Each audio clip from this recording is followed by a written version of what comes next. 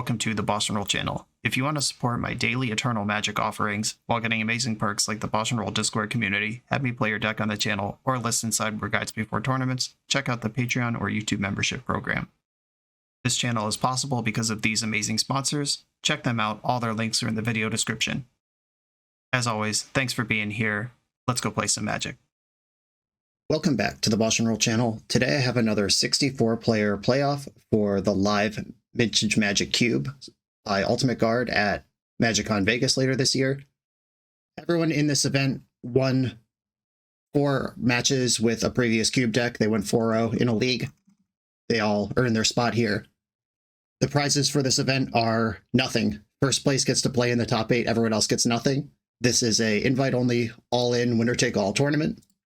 This is probably the last of these that I'm going to do. This was an 8-week series, and I think it's week 5 or 6 right now, and I'm just busy the next couple Saturdays, so I won't be able to grind feeders, and I wouldn't be able to play the top 8 if I make it. So this is it. This has been a lot of fun, incredible series, no matter how this ends up. Very cool event to exist. Shout out to Ultimate Guard and MagicCon for doing that. Just a friendly reminder to the passionate Cube community that I may take different cards than you. It's okay to have a conversation about it. Being mean or reductive is not productive. So just, as you type your comment, be nice. All that said, let's draft. Pick one is in front of me here. Let's check out the pod real quick. I am playing against Mental Misstep in round 1, who is a phenomenal Magic Online player. I'm not entirely sure who that is. I have an idea who that is in real life, but I don't want to say it and be wrong. Osman Zoguni is also a known Magic Online grinder. Okay. This pack is actually really good for not having any power in it. Mana Leak, Lightning Bolt, Shieldred, Polluted Delta, all cards I would love to have in a deck. I don't think any of those cards are as good as Forth Eorlingas. And that's what I'm going to take. I'm just going to look at the pack for a while. So 1, 2, 3, 4, definitely not coming back. I could get back Ephemerate, or Council's Judgment, or Hired Claw, all of which are worth knowing about if I end up Boros. In Forth Eorlingas doesn't make you Boros. It could be the top end of Jeskai, it could be on the splash in Gruul, it could be on the double splash in Dimir 4-color soup. But I have Forth Eorlingas, and it's a pretty good start to the deck, considering it's not Black Lotus. Okay. Ocelot Pride is a phenomenal card. It is also a white card, which goes with the Forth Eorlingas I've already taken. Fractured Identity, also a very good card that is white that goes with the Forth Eorlingas I've already taken.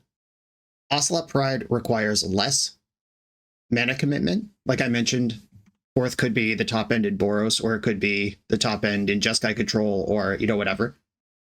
This doesn't add a color. Goldspan Dragon is a sick one I would like to wheel if I end up being big Boros.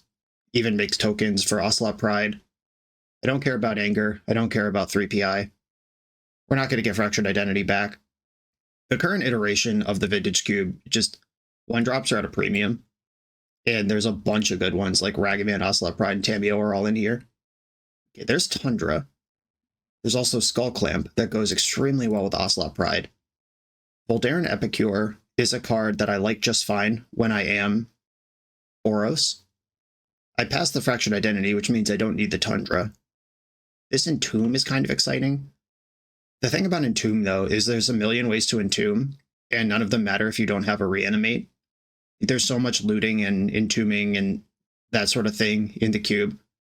If this was Reanimate, I would slam it and figure it out, but it's not Reanimate, it's Entomb. Like, it's literally in a pack with a high-quality looter. Kolaghan's Command might wheel if we get a little Mardu situation going, but I'm taking Skull Clamp here.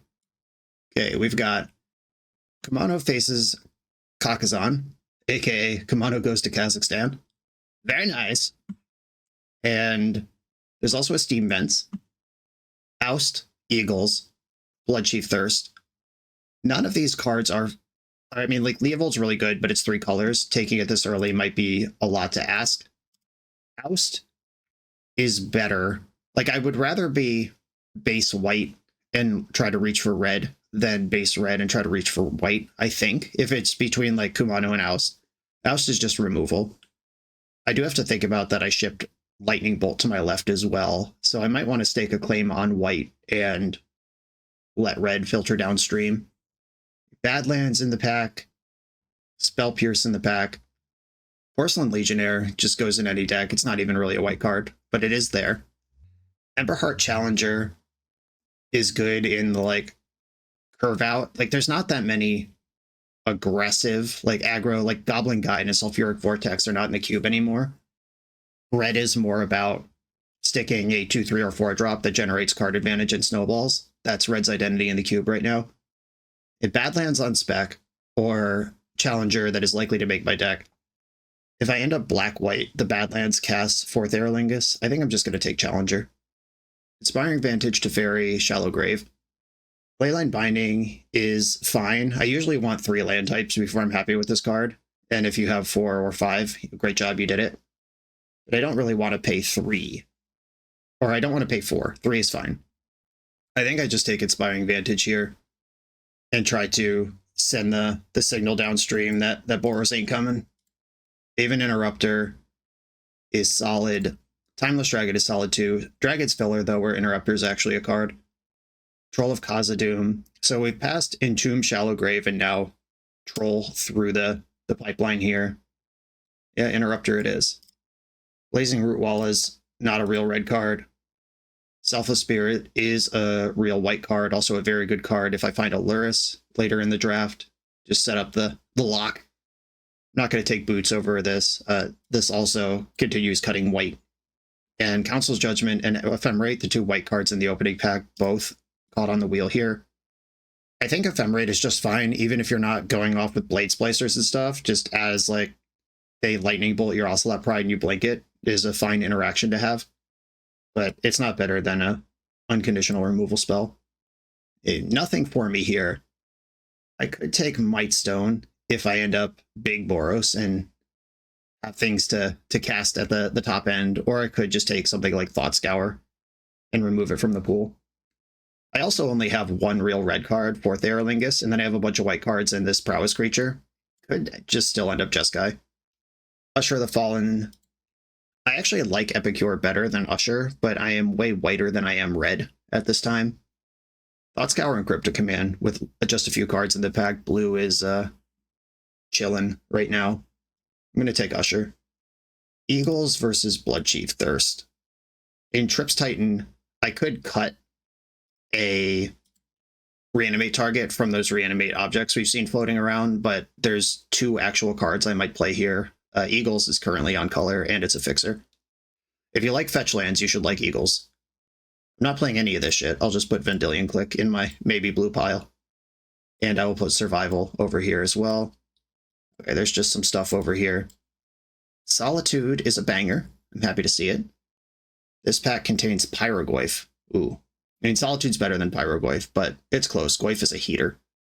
Bitter Reunion, mid. There's not a lot I would want on the wheel here.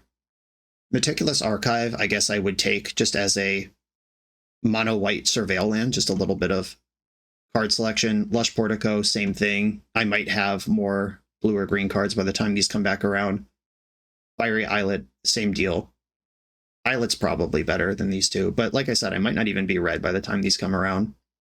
I'm definitely taking Solitude, so I'll just do that. Sarah Paragon, 2 fetch lands that don't touch my colors at all. Even if I do dip into blue, these are not red, not white. Oh, this one is red. Okay, we have 1 pseudo on-color fetch land. We also have Oliphant, which is an on-color fetch land. And I have no duels to fetch at this point, so that doesn't matter. Do I think I'm more likely to wheel Paragon or Oliphant? Probably Oliphant. Yeah, I'm going to take Paragon. Here we've got Skyclave Apparition, Unholy Heat, a Braid Containment Priest. What a heater. So this is... I want to stake a bigger claim on white than I do on red. There are 2 solid red removal spells here, and a premium white removal spell. I think it's possible I get back a Braid or Heat, which are interchangeable to me. I wouldn't be upset about either one, and I would just take Containment Priest if those are both gone. I think I'm going to get one of these 3 cards back. But I'm going to take this Skyclave while I can. That one I might not see again. Pyrokinesis, Heater, another red fetch land, Guardian Scale Lord, Jackrabbit. Jackrabbit's one of those cards that every time I play it, I lose, and every time my opponent plays it, I lose. And I have not successfully made it work for myself yet. Guardian Scalelord is that kind of big Boros top end that you want. And Batterskull is also fine, opens up a possibility of opening Stoneforge Mystic. Yeah, I think I'll actually wheel one of these white cards, and I'll just take Batterskull now. Fetchland Deniers screaming in the chat right now. Elegant Parlor, okay, look at this shit. White is open.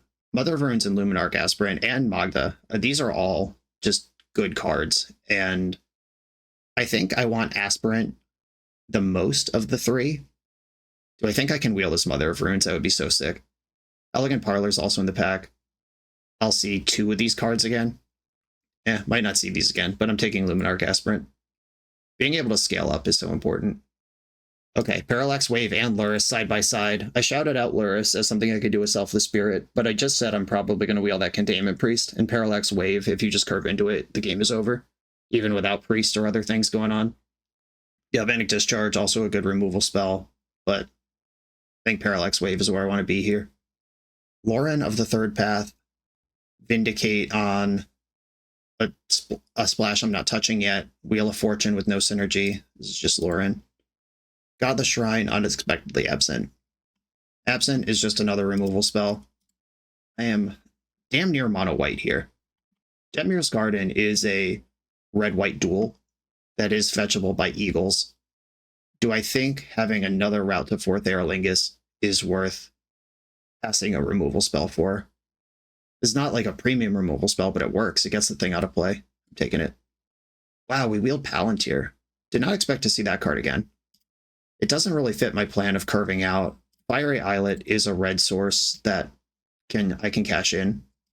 I think I'm just going to take Palantir. Oliphant on the wheel, never in doubt. That City of Traders would have been nice, but I do want to make sure I could cast Forth Eorlingas. As right now, I'm kind of mono-white. I cut the Challenger. I play Forth Eorlingas, Oliphant, and like 2 basic mountains, and that's a deck. We'll see how Pack 3 fills it out. This would be a nice one to open a Mana Crypt for, or a Soul Ring. Just saying. Universe putting out what I want to pick up. Linger Exal's Raucous Theater. Raucous Theater, tutorable by Oliphant, which casts the back half of the Linger Exals, but they're the same pack, so that doesn't matter. I'm going to put that in my maybe pile. Jacked Rabbit on the wheel. We knew we were getting one of them back. Mother of Runes. Surprised to see that, but happy. Lane's open. Savai Triome is a red-white duel, and I'm not going to play Angie's Ravager. Cool. Okay. We did not get back Containment Priest, but that's okay. We got back Mother of Runes that I was not expecting to see again. Come on, power. Just give me a Black Lotus or Mana Crypt to slam into my deck here. Thalia, Guardian of Thraben, Tribal Flames, Cauldron Complete. No power. I'm not an Academy deck. I'm not a Saga deck, though I do have Skull Clamp. I could take Thalia here, though there's a good chance I'll get her back based on the general interest in white cards in the cube so far. Saga Tutoring Skull Clamp, is that enough if it just doesn't do anything else? Thalia can just completely hamstring some decks as you curve out. Yeah, I feel like I'd probably get her back, but I do also just really want this card in my deck, so I'm gonna take the plunge. Beza is nice. Legion Extruder is also nice, but red, like I said, might not even be an actual color in the deck. I'm like mono-white with Forth Eorlingas at this point. Beza is a nice top end. Legion Extruder is really good with Gut and Broadside Bombardiers and the stuff that can leverage this material that's left behind. There's also a Library in the pack. Problem with Library is in a deck that's trying to curve out, if it's not in my opening hand, it'll never do anything. But it does add an insane level of top end grind. But Beza and Karn both kind of do that too. I could take Karn or Library and just bet that Beza or Inspector will come back around. I'm taking Library. Moment of panic, but we had to make a choice. I do want that Beza. We'll see if this bet pays off. Touch of Spirit Realm, good removal, also a flicker effect. Arena of Glory would have been good if I ended up actually a red deck, which I'm not. Portable Hole is fine, but it misses a lot. Prismatic Ending is fine, but it misses a lot in a 2-color deck. Yeah, it's touch. Ajani Nakatl Pariah. That is a premium white card. Mana Drain in this pack. Obviously, I'm not playing that, but that Cryptic Command, that Wield, and that other blue stuff we saw super late. Interesting. Yeah, I mean, I'm taking a Johnny here. I'm just thinking about what I want back. Detective's Phoenix might be a playable card. Fireball on double red. Like, I'm definitely not playing that even in the sideboard. Esper Sentinel, another premium 1-drop. Bone Crusher Giant is just a great exchange of resources across all normal Magic the Gathering metrics. Steel Seraphs, whatever. I think if I'm going to play Forth Eorlingas, there's no world where I'm full mono white, and I think if I'm supporting red at all, Bone Crusher Giant is worth the squeeze. I might not curve into it, but it's still a great way to spend 5 mana at any point in the game.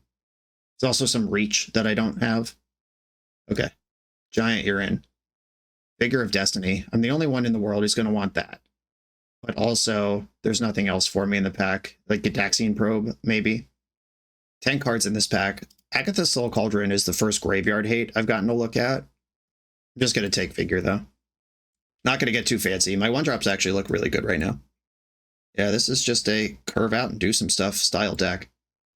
I just said I hadn't seen any graveyard hate I could take yet. There's Lion Sash, which, Staff of the Storyteller, I do have quite a few token generators. I got Usher, Ocelot, Pride, Jacked Rabbit, a Johnny, Batterskull, Forth Eorlingas. I have a lot of that, but I'm clearly the only white drafter, and also, like, premium blue cards are just going later and later. So, like, what is the table doing? Wowie zowie. This is what's called finding your lane. I would have pack one picked this card in a medium pack. Like, so, and now this is my last new card I'm going to see in the draft, and I get a Palace Jailer. Let's go. Sucks to ship that Burst Lightning, but is what it is. Okay, here's this awful pack that only had 1 card for me in the first place. And I could literally cast Zerta, but I'm not going to. I could take Tribal Flames as a 2-mana sorcery speed shock. I'm not going to play that. I could cut something like Kaldra from the draft. Like, does anyone even want that? All right, I'll put Kaldra in my sideboard. Caught the Beza on the wheel. Whoa, I misclicked. I meant to reserve that and think a little bit, but I just shoved it in my deck. That's okay. It's the one I wanted. But there was Thraben Inspector and Karn, either of which would have been fine in my deck too. And the open white lane continues to deliver. I think I want Portable Hole more than Ending, though they answer the same cost things, don't they? And I don't have any artifact synergies. Yeah, okay. Ending's probably better. Not playing any of these, so I'll put Golos in my sideboard. Steel Seraph might actually make the deck. Yeah, normally a deck like this one, you really want to see like a Soul Ring, Mana Crypt, Off-Color Mox, even Chrome Mox, just literally something to jump your curve 1 click forward versus the busted non-linear combat things that happen in Cube. But we didn't get any of that, and we're just going to have to make it work. We might be on this screen for a while as the other pods finish. There are currently 29 non-land cards in this pile. It means I probably have to cut 5 or 6 of them. I got my removal spells in this pile. Prismatic Ending is the worst of them, but that doesn't mean it's not going to make the deck. I cut the Batterskull already. We didn't find a Stoneforge, and we did find Steel Seraph, Sarah Paragon, Beza. Solitude. I can board that in if it's an ultra fair grindy matchup where picking up and putting down Batterskull multiple times is going to matter, but it's pretty mid on rate, just in the dark. Library may or may not make the deck for me. I just have all these white 1-drops that I don't want to have to risk not casting. Jacked Rabbits in the maybe pile. Library also doesn't count as a cut because it's a land. Wasn't counting it anyway. Usher is my worst 1-drop. There will be games where Lion Sash doesn't matter. There will be games where Thalia doesn't matter. I'm not going to sideboard Thalia. I might sideboard Lion Sash. I like my 3s. I like my 4s. Okay, all the maybes go over here. Steel Seraph could be a maybe. It is a big flyer, though. I might not play Bone Crusher. Everything I said about Bone Crusher I still believe to be true, but if we're talking about the difference between, like, 1 mountain or just Savai Triome and Oliphant for Forth Eorlingas, and maybe 2 mountains for Bone Crusher Giant, and then I have like 3 white 1-drops. Figure doesn't care, but I have 2 white 1-drops Then I have white, white, white, white, white, white, white, white, white, white, white, white, white, white. A lot of double whites in this deck. Really don't want to cut this card. So if I were to cut all these, we're not even at the deck building screen yet. This is all just free time, extra deck building time. This is 16 lands with 2 land cyclers. And if I find myself in a grindy matchup, I have Library, Palantir, and Batterskull I could side in, all of which are just sticky permanents that generate advantage. I'd probably put 1 basic mountain in this deck and then 13 planes and just send it. This is the tentative list. I'll bring you back on the actual deck screen. We've made it to the deck build screen. Just going to take another pass here, use these last 10 minutes I got. Usher of the Fallen and Lion Sash are the 2 that are calling to me, just shouting from the sideboard. I don't feel bad losing Steel Seraph. I have a bunch of good 3s already. Jacked Rabbit could fill out my curve wherever.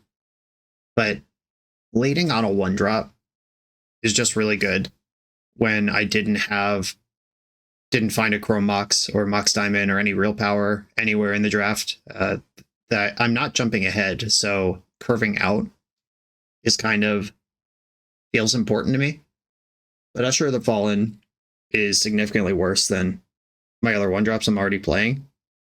I could see maybe Selfless Spirit is a sideboard card and Lion Sash is in the main if I think that there will be more graveyard shenanigans than there will be removal spells in the draft, but that seems unlikely. In Abrade, Unholy Heat, Lightning Bolt, Damn, we saw all those go by. Really, the stress point here is, do I think that staying on color for Usher or Lion Sash is worth more than splashing this Bone Crusher Giant? If I hit submit right now, it would look like this. I have 3 red sources and 2 ways to tutor, so I basically have 5 red sources for 2 red cards. The basic mountain stinks, but I think is necessary. Oliphant does become perfectly castable, so does Eagles of the North at some point. And these are both just like fine combat objects if the game goes that long. And to make the game go longer, I have Alia, all this generic removal, Parallax Wave, Palace Jailer, Solitude. Touch can flicker Solitude or Palace Jailer or Beza. I have a few like things that are good enough to flicker here. Bone Crusher, Figure, Oliphant, and Lingas tokens are my potential red permanents for the backside of a Johnny that calls out red permanents. Skull Clamping my Cat Warrior is Busto. I'm in for that. I hope that happens.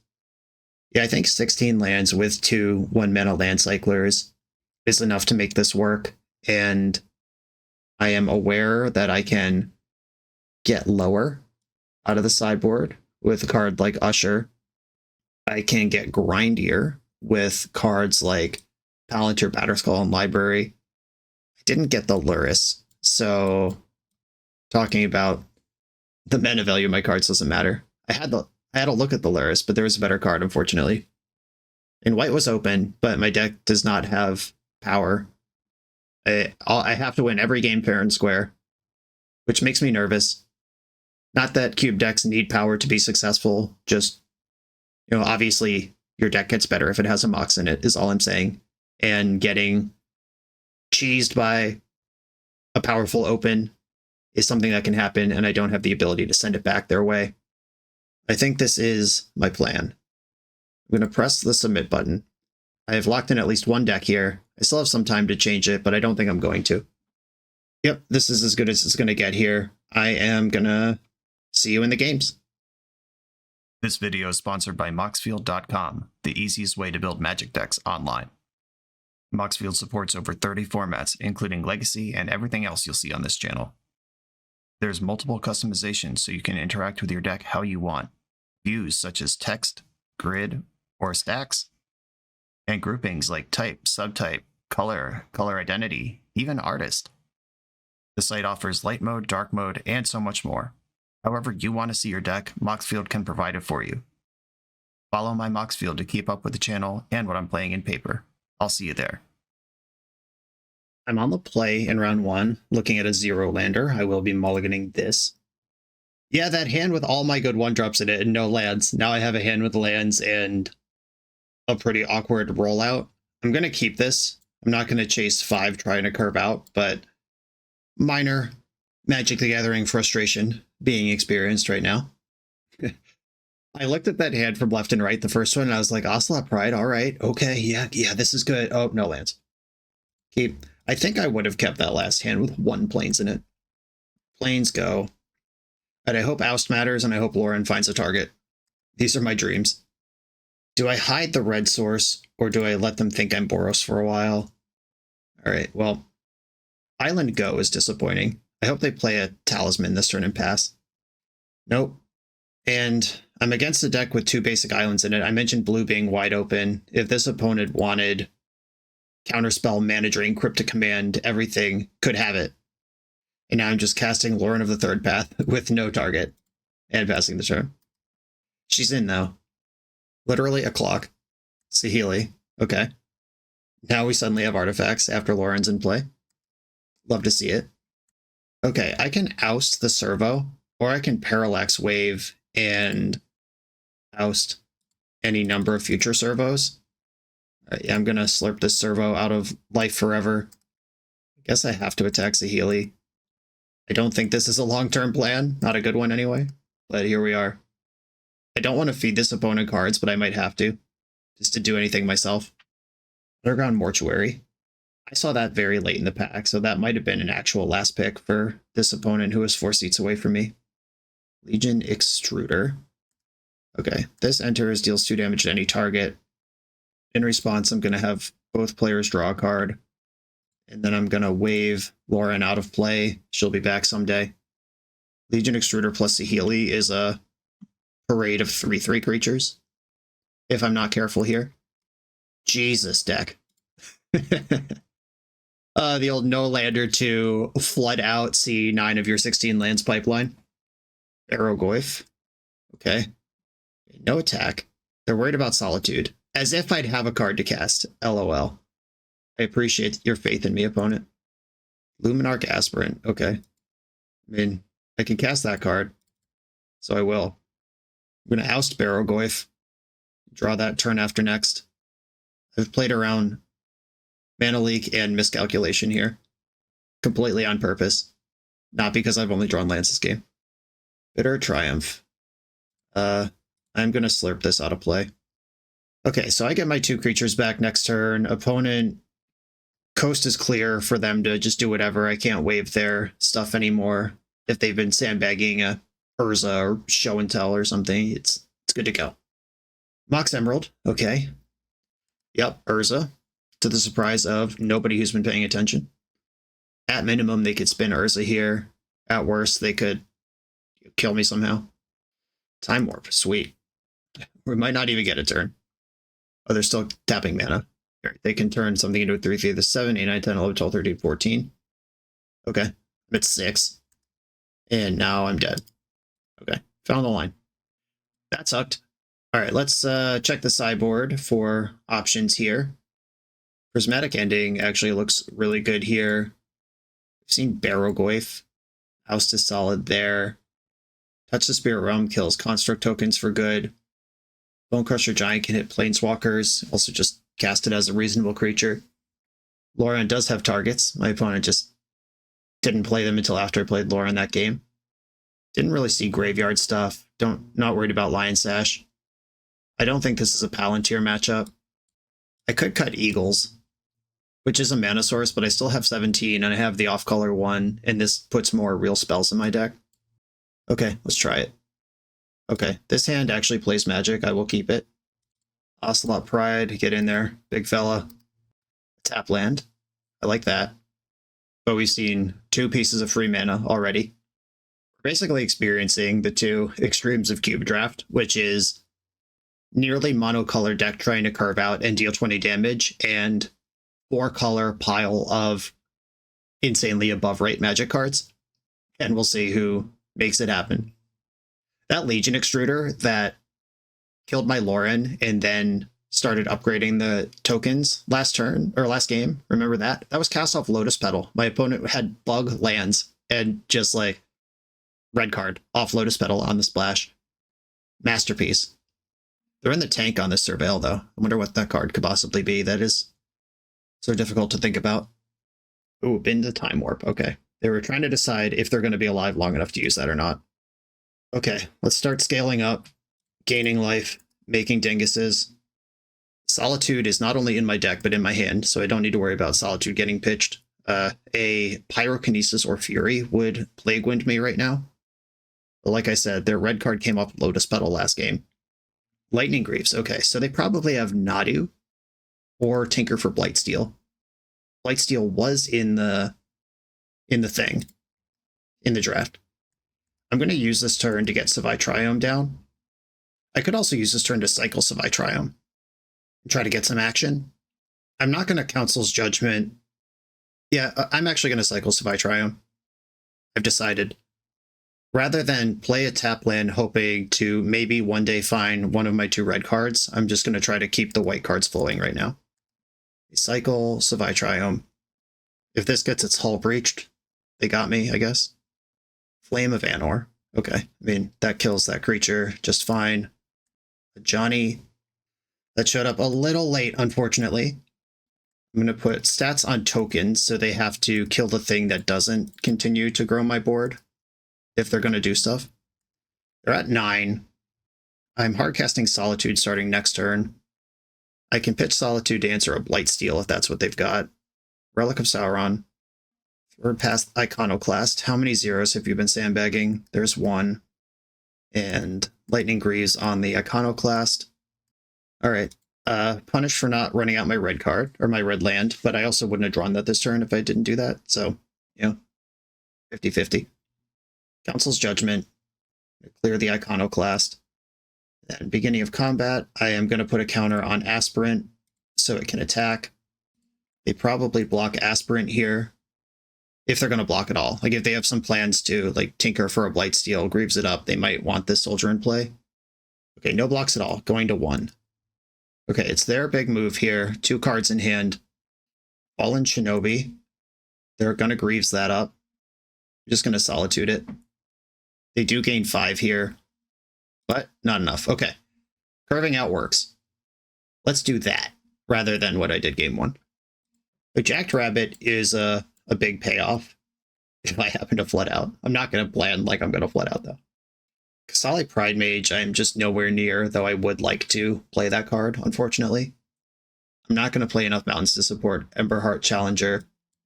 Flying might be a serious mechanic here. We've seen Third Path Iconoclast and Saheeli and Urza at this point. Yeah, maybe just having a flyer in the deck is nice. Over what? Is this a Beza matchup? Like, I'm not really trying to catch up to them. I'm trying to curve out into them.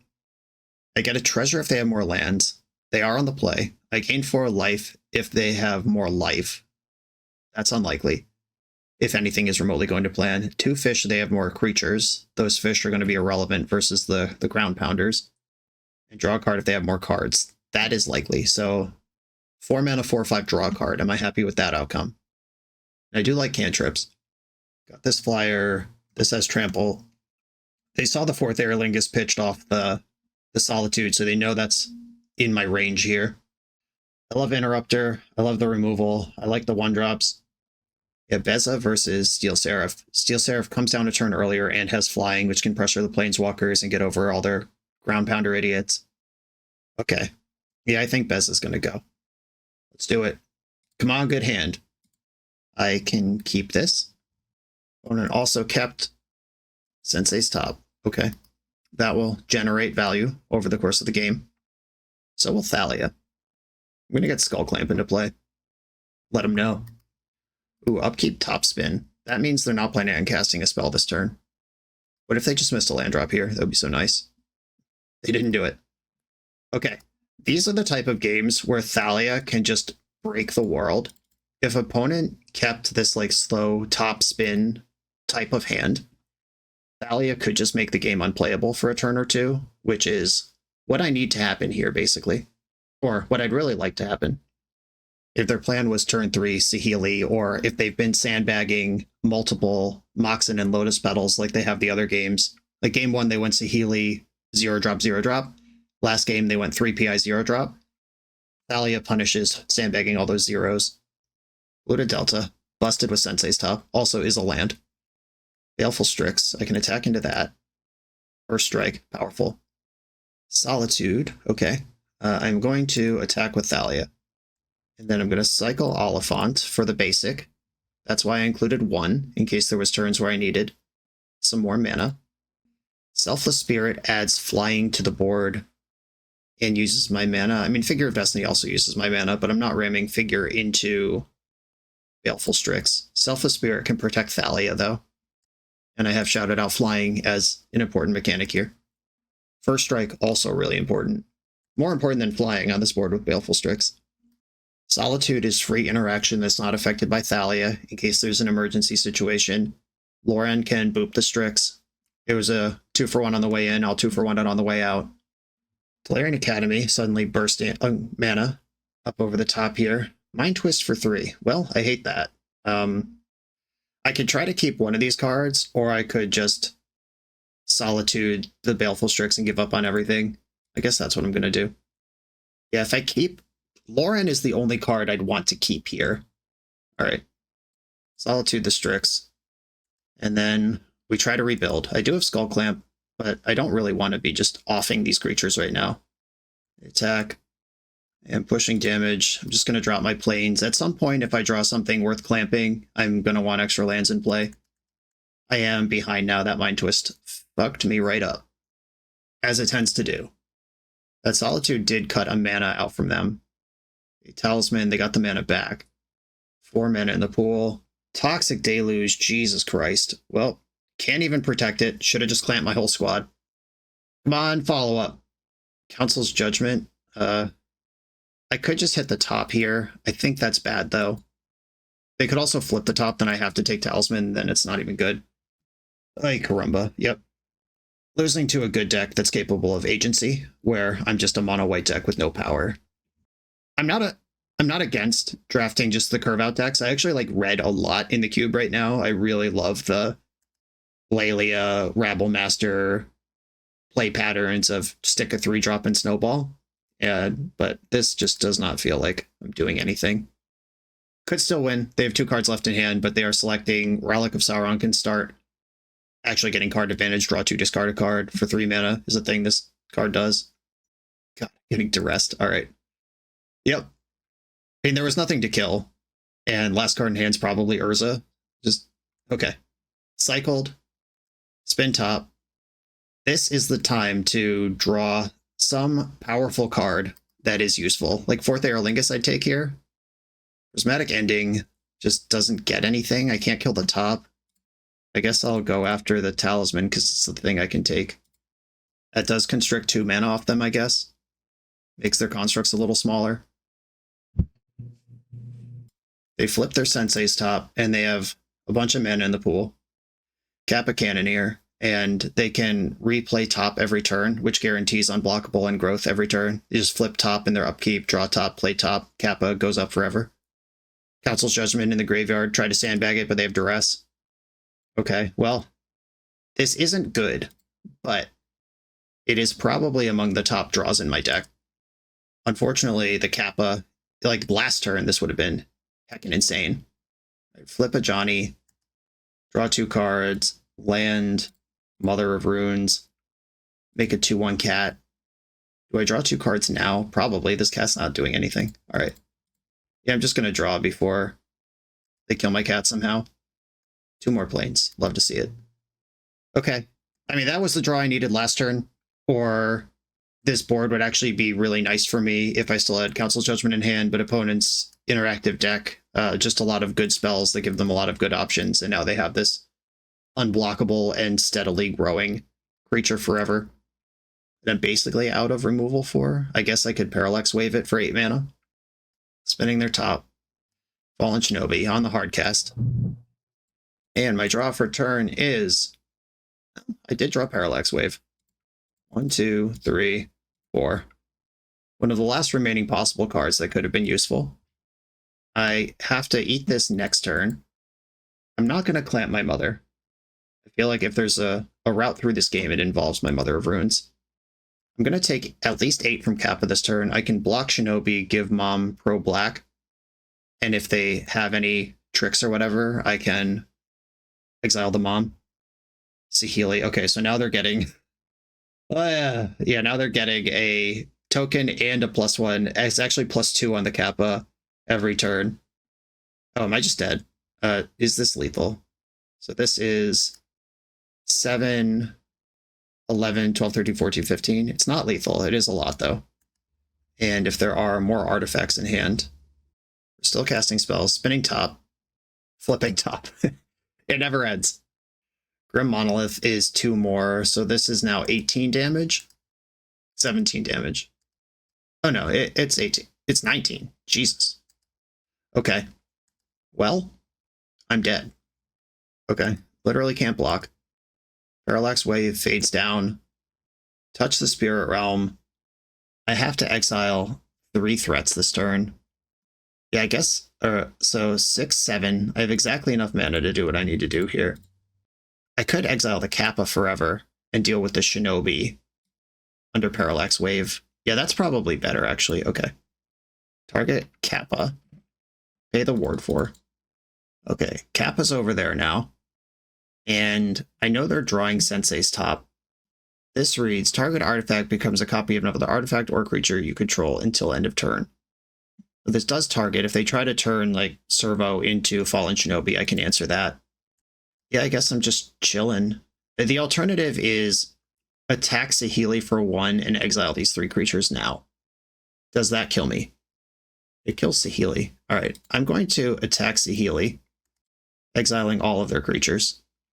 I end up with 1 counter on Parallax Wave, which can exile the Relic of Sauron, because they're going to play top and make a Servo if they try to copy the Servo and make Relic of Sauron into a 5/5 creature, because it still has these 4 counters on it from when it was a Kappa. Here's top. Flipping top immediately, so they stacked another useful spell on top of the deck already. Just looting with Relic. Just shredding. This will put another lethal threat into play. And they're shredding through the deck like crazy. Okay, I'm at 1 life. They have 3 lethal attackers in play. I've already used Solitude. What's left in my deck that's helpful here? Some huge dig with Skull Clamp, some lifelink creature. I guess I'm just going to have to clamp here because there is no other play. Clamp into Lingas. A Forth Eorlingas might actually do something here. Okay, they're flipping top in response to my Skull Clamp. Mom can just protect herself from a removal spell. Flame of Anor. Well, it doesn't stop that. Okay, we're dead. Okay, a kind of disappointing end to this series. I had a lot of fun. I had some good runs. I had some less good runs. This deck is just underwhelming. That's the problem. If this was Legacy Cube, I would think my deck's insane. But we're in Vintage Cube, and my opponent, we saw me curve out into multiple removal spells once, and we saw my opponent play Value Generator into multiple 0-mana artifacts, into Mind Twist, into Tolarian Academy, etc., etc. Like, my opponent had a Vintage Cube deck, and I just didn't.